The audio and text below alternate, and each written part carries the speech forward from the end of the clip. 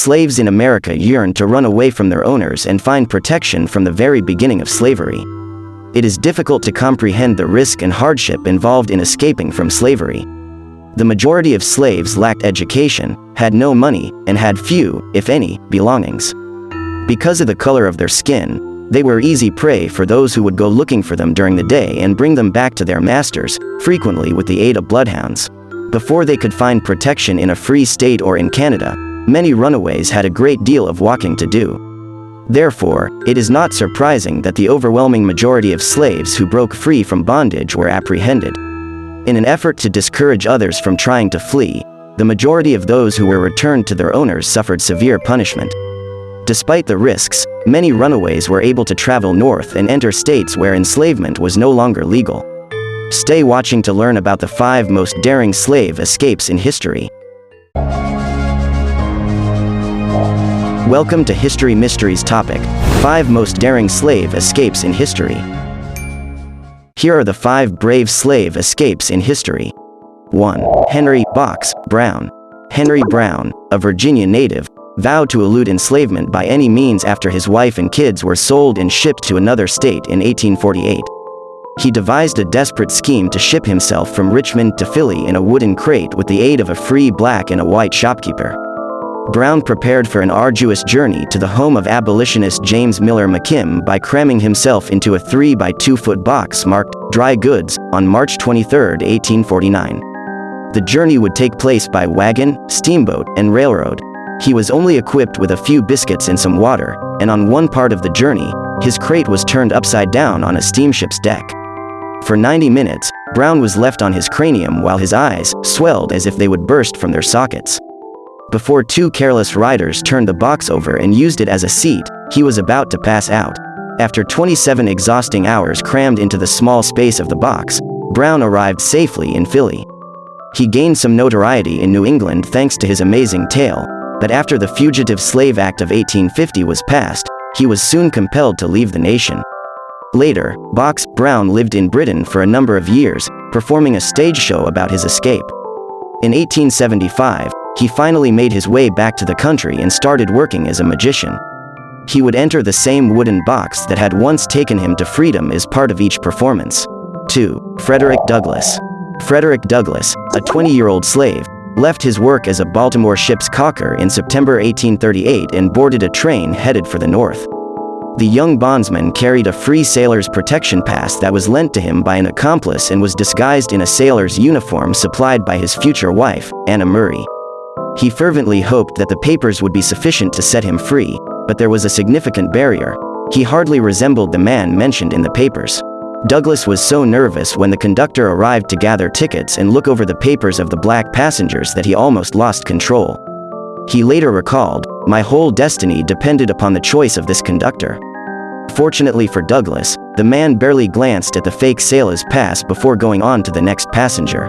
As he traveled north by train and ferry, Douglass would encounter even more near calls. On a riverboat, he ran into an old friend, and a ship commander he had previously worked for came dangerously close to spotting him. He arrived in New York after several tense hours, where he hid in the house of an anti-slavery activist and met Murray. Later, the pair relocated to New Bedford, Massachusetts, where Douglass became one of the leading abolitionists in the country. The law considered him to be a runaway slave up until 1846, when supporters assisted him in buying his freedom from his previous owner. 3. Robert Smalls. In 1862, while serving as a wheelman on the Confederate steamer CSS Planter in Charleston, South Carolina, Robert Smalls started his incredible journey to freedom. In the early hours of May 13th, when the Planter's white crew took an unapproved port leave, Smalls and a number of allies reacted quickly.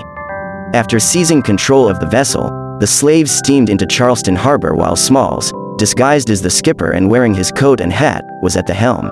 Smalls was able to deliver the right signals to secure safe passage by Fort Sumter because he knew the ship and the mine-filled harbor like the back of his hand. He piled on the speed and made a mad sprint for the Union blockade once he was out of range of the Confederate guns. The crew of runaways joyfully offered up their ship to the first U.S. Navy vessel they came across after arriving under the white flag of surrender. "Sir, good morning." To the shocked skipper, Smalls yelled, "Sir, "I've brought you some old firearms from the United States."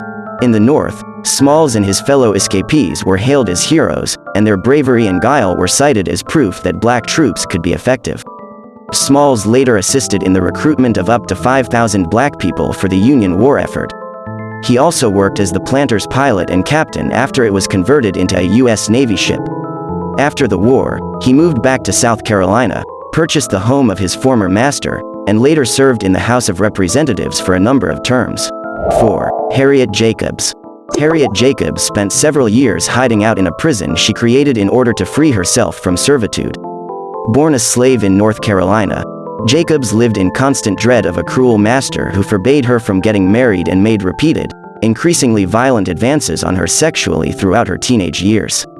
Jacobs decided to flee when the harassment persisted even after she had 2 children with another guy. She ran away from her plantation in 1835 and temporarily hid in the homes of some friends.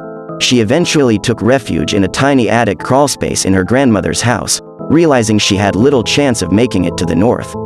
Only 9 feet long and 7 feet wide, with a sloping ceiling that never rose higher than 3 feet, the rat-infested room was small and, as Jacobs later noted, offered no admission for either light or air.